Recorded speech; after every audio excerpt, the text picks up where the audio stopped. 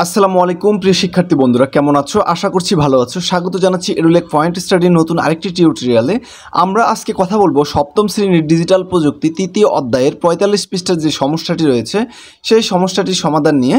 এর আগে তোমাদেরকে একটু মেন বই থেকে দেখিয়ে নিয়ে আসি যে কীরকম দেওয়া আছে। দেখো, এখানে আগামী সেশনের প্রস্তুতি দিয়ে তারপর হচ্ছে এরকম একটি ছক দেওয়া আছে। এই ছকটি সম্পূর্ণ পূরণ করে দেখিয়ে দিব। তো আমরা চলে যাব আমাদের অ্যান্সার স্ক্রিপ্টে যাওয়ার আগে তোমাদের কাছে ছোট্ট একটি রিকোয়েস্ট, তোমরা যদি এডুলেক পয়েন্ট স্টাডিতে নতুন হয়ে থাকো অবশ্যই চ্যানেলটি সাবস্ক্রাইব করে রাখবে। সপ্তম শ্রেণী ডিজিটাল প্রযুক্তি তৃতীয় অধ্যায় ৪৫ পৃষ্ঠা, অর্থাৎ আমাদের টপিকের আজকে যে শিরোনাম সেটা হচ্ছে ভার্চুয়াল পরিস্থিতি তৈরির সমাধান। আমরা যদি কোনো ওয়েবসাইটে নিজেদের পছন্দ মতো পরিস্থিতি দিতে চাই তাহলে আমাদের পরিস্থিতি পেজটি কেমন হবে তার একটি ডিজাইন আগাম তৈরি করে রাখি। পরের পাতায় খালি করে আমাদের তথ্য দিয়ে একটি ভার্চুয়াল পরিস্থিতির পেজ তৈরি করি। ছবির বদলে নিজেদের আঁকা অ্যাভাটার দিব। তোমরা যদি একটা ওয়েবসাইটে পছন্দ মতো পরিস্থিতি দিতে চাও তাহলে তোমাদের পেজটি কেমন হবে ওরকম একটা ডিজাইন তৈরি করতে বলছে, এবং সেই তুলনায় একটা ভার্চুয়াল পরিস্থিতির একটা প্রোফাইল তোমাদেরকে তৈরি করতে হবে।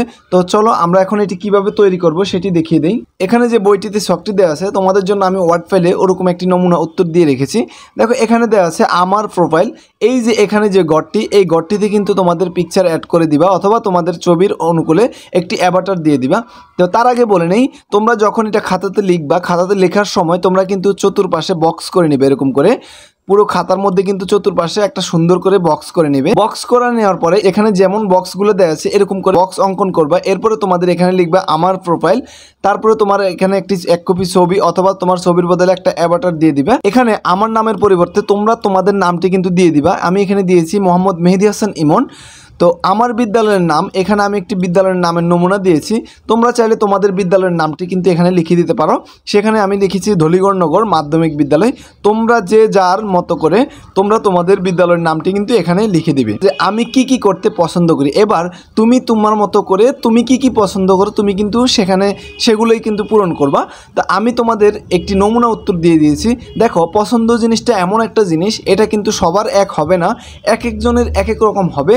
তো আমার কাছে যেগুলো পছন্দ হয়েছে আমি সেগুলো এখানে দিয়ে দিয়েছি, কিন্তু তোমরা তোমাদের কাছে তোমাদের যে পছন্দগুলো রয়েছে সেই পছন্দগুলো তোমরা কিন্তু এখানে লিখে দেবা। যেমন আমি ১ নম্বরে দিয়েছি বন্ধুদের সাথে ঘোরাঘুরি করতে আমার পছন্দ হয়।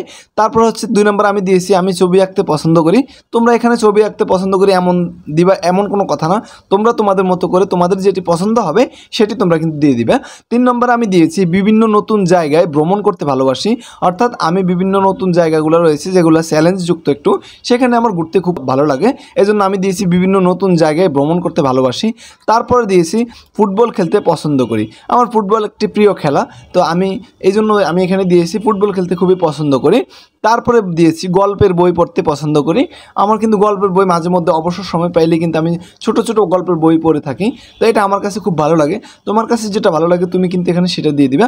তারপরে আরেকটি জিনিস যেটি পছন্দ সেটা হচ্ছে মাছ ধরতে পছন্দ করি। আমি যে ভালো কাজগুলো করেছি, দেখো আমরা প্রতিনিয়ত সকাল থেকে সন্ধ্যা পর্যন্ত বা সকাল থেকে দিনের ২৪ ঘন্টার মধ্যে যে কোনো একটা সময় আমরা সবাই চেষ্টা করব যে কোনো একটা ভালো কাজ করার জন্য। আমরা একটু ভাবলে বা চিন্তা করলে প্রতিদিন কিন্তু কিছু না কিছু ভালো কাজ আমরা করে থাকি। তো এটা আমাদের প্রত্যেকেরই মানুষ হিসেবে করা উচিত, অর্থাৎ তুমি দিনের মধ্যে যে ভালো কাজগুলো করেছো তোমরা কিন্তু এখানে সেটা দিয়ে দিবা। যেমন আমি আজকে একটা ভালো কাজ করেছি, অন্ধ লোককে রাস্তা পার করে দিয়েছি। তোমরা আজকে যে ভালো কাজটি করেছো সেটা এখানে ১ নম্বরে দিয়ে দিবা। ২ নম্বরে হচ্ছে পরিবারের বিভিন্ন কাজে সহায়তা করছি। ৩ নম্বর আমি দিয়েছি প্রতিবেশীদের বিপদে আপদে সহায়তা করছি। অর্থাৎ দেখো, আমরা যেখানে বসবাস করি সেখানে কিন্তু অনেক রকমের আশেপাশে প্রতিবেশী রয়েছে। তো আমাদের উচিত যে আমাদের প্রতিবেশী যারা রয়েছে তাদের প্রতিনিয়ত কিন্তু সাহায্য সহযোগিতা করা বা তাদের বিপদে আপদে সহায়তা করা। ৪ নম্বরে সর্বশেষ যেটি দিয়েছি সেটা হচ্ছে মনোযোগ দিয়ে পড়াশোনা করি।